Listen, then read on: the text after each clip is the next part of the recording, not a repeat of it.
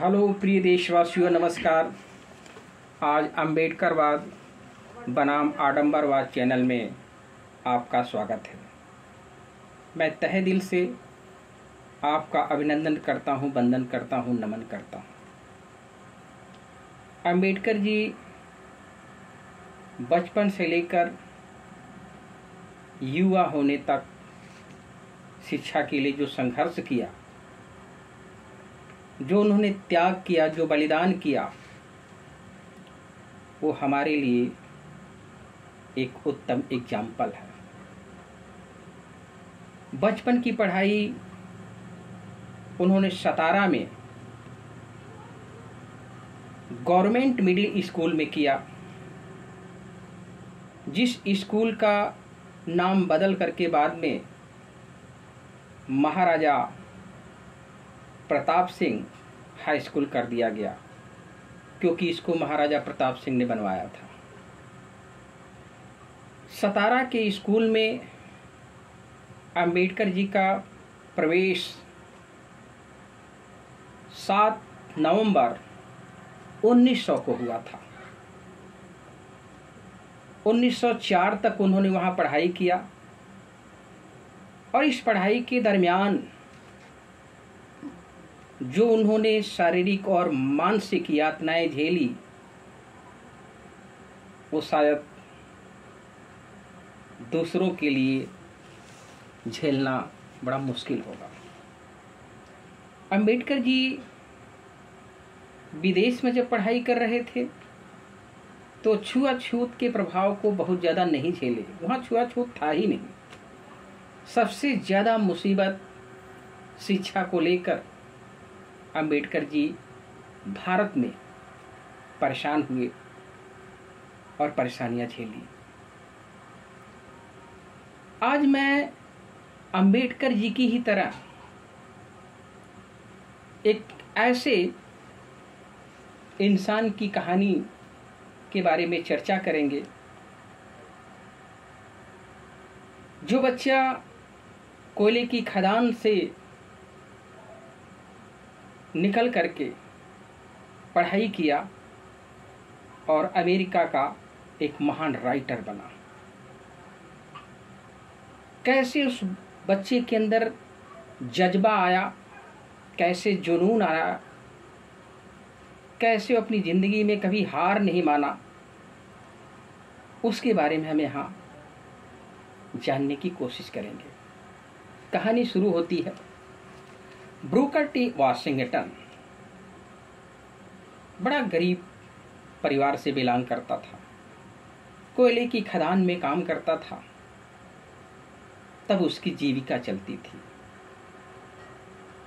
एक दिन Brooker T Washington कोयले की खदान में काम कर रहे थे और काम करते ही उन्होंने सुना कि 2 मजदूर बगल में किसी स्कूल के बारे में चर्चा कर रहे हैं। वह स्कूल कहीं वर्जीनिया में खुला था। ये बच्चा पहली बार किसी स्कूल के बारे में सुनता है और घर आता है और अपने दिमाग के अंदर, अपने हृदय के अंदर ये तय कर लेता है कि मुझे किसी भी हालत में पढ़ाई करनी है। उस स्कूल का नाम था Hampton normal and agricultural institute in Virginia.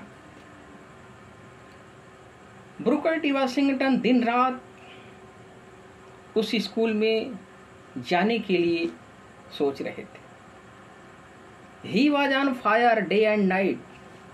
दिन रात सिर्फ एक ही जुनून था, उस स्कूल में जाने की तमन्ना। अपनी माँ से बार बार जिद करते थे ब्रूकर टी वाशिंगटन वहाँ जाने के लिए। माँ बार बार मना करती थी, क्योंकि बच्चा जिस जगह रहता था उस जगह का नाम था माल्डेन, और जहाँ स्कूल खुला था वर्जीनिया, तो वर्जीनिया से और माल्डेन की जो दूरी थी वो 500 माइल था। तो इनकी माता इसी वजह से जाने नहीं दे रही थी क्योंकि अभी बच्चा है। लेकिन ये बच्चा जिद करता है बार बार। उस समय ब्रूकर टी वाशिंगटन की माँ का जो स्वास्थ्य था काफी गिरा हुआ था, काफी बीमार थी माँ। लेकिन ये बच्चा जिद करता है और माता आधे मन से उस बच्चे को परमिशन दे देती है जाने के लिए। वो बच्चा एक थैला लेता है, उसमें कुछ कपड़े रखता है और ब्रूकर टी वाशिंगटन के बड़े भाई जॉन कुछ पैसे देते हैं। बहुत पर्याप्त नहीं था, थोड़ा पैसा मिलता, वो देते हैं। वो पैसा लेता है और वो बैग लेता है जो थैले के रूप में था, लेता है, निकल जाता है। अब उस बच्चे को ये पता नहीं है कि वर्जीनिया कितने माइल दूर पर है और कैसे वहां पहुंचेगा। बस निकल पड़ा है, जुनून है पढ़ाई का। ये बच्चा जब निकलता है घर से तो रास्ते में कुछ दूर पैदल जा रहा है, कुछ दूर इक्का बैलगाड़ी में लिफ्ट मांग लेता था। अगर कोई बैठा लिया बच्चा समझ करके तो बैठ जाता था। रास्ते में बड़ी दुश्वारियां झेला लेकिन पीछे नहीं हटा क्योंकि बच्चा बड़ा जुनूनी था। सब कुछ हारने को तैयार था लेकिन हिम्मत हारने को तैयार नहीं था। कदम बढ़ते जा रहे थे आगे की तरफ। तो ऐसे लिफ्ट मांगते हुए कुछ दूर पैदल जाते हुए ये बच्चा कई दिनों के बाद रिचमंड नामक शहर में पहुंचता है, वो भी आधी रात के समय। जब उस रिचमंड शहर में पहुंचता है तो ये बच्चा काफी थक चुका है, भूख लगी है, कपड़े गंदे हो गए, चल नहीं पा रहा है। अगर कहीं स्थान ढूंढने की कोशिश कर रहा है तो लोग पैसे मांग रहे हैं। पैसा उसके पास से बिल्कुल खत्म हो चुका है, एकदम जीरो बैलेंस पे हो चुका है। रिचमंड की गलियों में कुछ देर तक ये टहलता है बच्चा, लेकिन जब थकान की वो सीमा आ जाती है जिसके बाद ब्रूकर टी वाशिंगटन को लगता है कि अब शायद मैं चल नहीं पाऊंगा, गिर जाऊंगा अब, तो एक पुल नुमा था, उसी पुल के नीचे सरक के चला जाता है। हालांकि काफी भूख लगी है, प्यास लगी है, थका है, हारा है,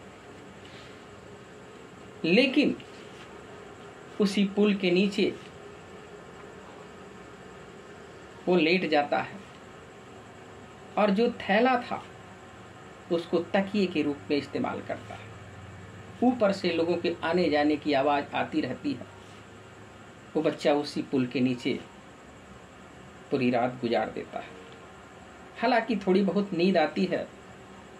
सुबह होता है, जब उजाला होता है तो बच्चा देखता है कि वो तो एक बहुत बड़ी जहाज के पास है, कार्गो शिप, उसमें से कच्चे माल उतारे जा रहे हैं।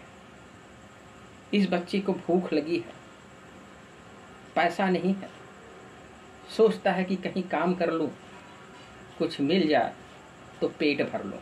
ये पढ़ाई का जुनून है। वो बच्चा वहां से उठता है, उस जहाज के पास जाता है, उस जहाज के कप्तान से रिक्वेस्ट करता है कि हमें काम दीजिए, मैं काम करना चाहता हूं। वो कप्तान बड़ा दयालु था, कहता है तेरी उम्र तो नहीं है काम करने की, लेकिन अगर तुझे चाहत है काम करने की, तुझे जरूरत है तो तू काम कर ले। वो बच्चा पूरे तन मन धन से उस काम में लग जाता है, काम करता है। काम करने के बाद जो पैसा प्राप्त करता है, उस पैसे से जो ब्रेकफास्ट करता है, सुबह का नाश्ता, बताया है ब्रूकर टी वाशिंगटन कि वो नाश्ता उसकी जिंदगी का सबसे उत्तम, सबसे बढ़िया नाश्ता था। तो गरीबी की वजह से इतना बढ़िया नाश्ता कभी किया नहीं था। वो नाश्ता करता है। तो जब वो रिचमंड सिटी में जहाँ पहुँचा है अपने घर से, तो 418 माइल की दूरी वो कवर कर चुका है। अभी उसे 82 माइल और चलना है, पैसे नहीं है। सोचता है कि इसी जहाज़ पर कुछ दिन और काम कर लेता हूँ, पैसा इकट्ठा हो जाएगा तो फिर आगे का रास्ता सफ़र करेंगे। उसके बाद उस कप्तान से रिक्वेस्ट करके उस जहाज़ पर काम करता रहा और पैसा बचाने के लिए उसी पुल के नीचे सोया करता था, क्योंकि अगर किराया पर कोई कमरा लेता तो पैसा देना पड़ता। तो पैसे की बचत के लिए उसी पुल के नीचे वो अपनी रात गुजारता था और जहाज़ पर काम करता था। कई दिनों तक काम किया। जब उसको लगा कि नहीं अब पर्याप्त पैसा हो गया है, अब मैं आगे की यात्रा जारी कर सकता हूँ, तो उस कप्तान को धन्यवाद देता है वो बच्चा।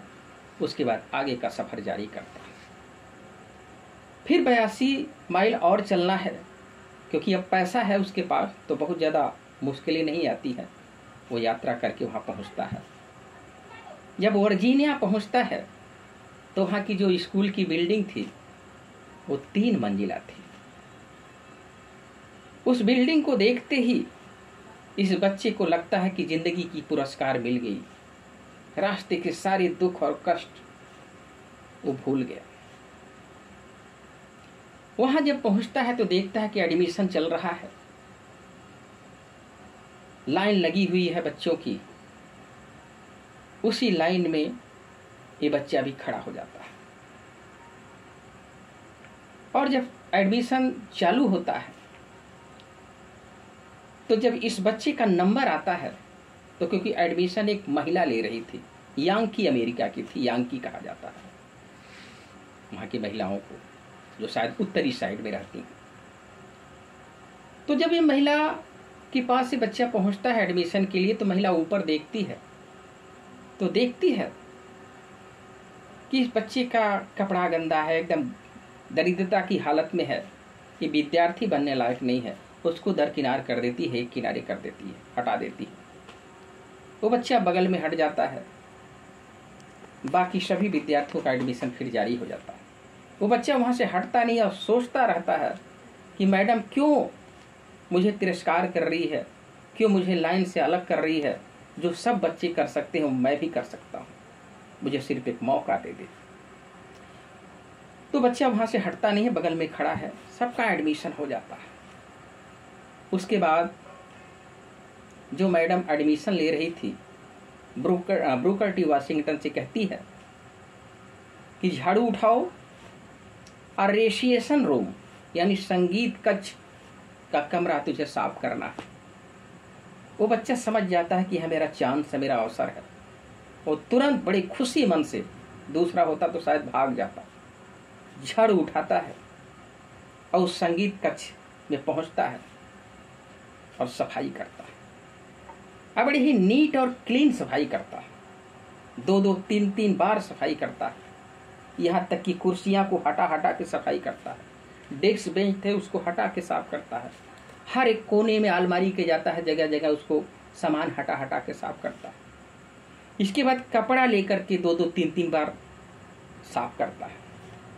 जब पूरी तरह से कंप्लीटली वो सफाई कर लेता है, तब मैडम को जाके सूचित करता है कि मैडम रेसिएशन रूम की सफाई हो गई है, आप इंस्पेक्शन कर सकती हैं। तब वो मैडम इंस्पेक्शन के लिए जाती है। वो जानती थी कि धूल कहाँ होगा, गंदगी कहाँ होगी। वो जाती है संगीत कक्ष में, निगरानी करती है, चारों तरफ देखती है। उसके बाद जब कहीं वो धूल नहीं पा पाती है तो अपना रुमाल निकालती है और अंगुली में बजा करके ऐसे रगड़ के देख रही है कि कहीं धूल मिलता है कि नहीं। जब रगड़ के देखती है डेस्क बेंच पर तो कहीं धूल नहीं मिलता है, तब कहती है कि शायद तुम इस स्कूल में प्रवेश पा सकते हो। उस बच्चे को उस संस्था में प्रवेश दिया जाता है। वो बच्चा कोयले की खदान में काम करने वाला बच्चा इतनी मेहनत से वहाँ पहुँचा, एडमिशन लिया, पढ़ाई किया और कहा कि पढ़ाई के बाद मैंने बहुत सी परीक्षाएं दिया, लेकिन उस संगीत कक्ष वाली जो सफाई की परीक्षा रही, मेरी जिंदगी की सबसे सर्वोत्तम परीक्षा रही, क्योंकि वो परीक्षा उसकी जिंदगी का टर्निंग पॉइंट था। अगर वहाँ वो असफल हो जाता तो शायद उसका एडमिशन न होता, और एडमिशन न होता तो पढ़ाई न कर पाता। वो कहा है कि उस समय मैं धरती पर सबसे प्रसन्नचित इंसान था। तो उसके बाद ये बच्चा पढ़ाई लिखाई करके अमेरिका का महान राइटर बनता है और एक लेसन लिखता है जो कभी कभी इंटर में भी पढ़ाया जाता था, my struggle for an education. इसमें दिखाया गया है कि where there is a will there is a way, जहां चाह है वहां राह है। तो सफलता का कोई शॉर्टकट नहीं होता, सफलता के लिए अथक परिश्रम करना पड़ता है।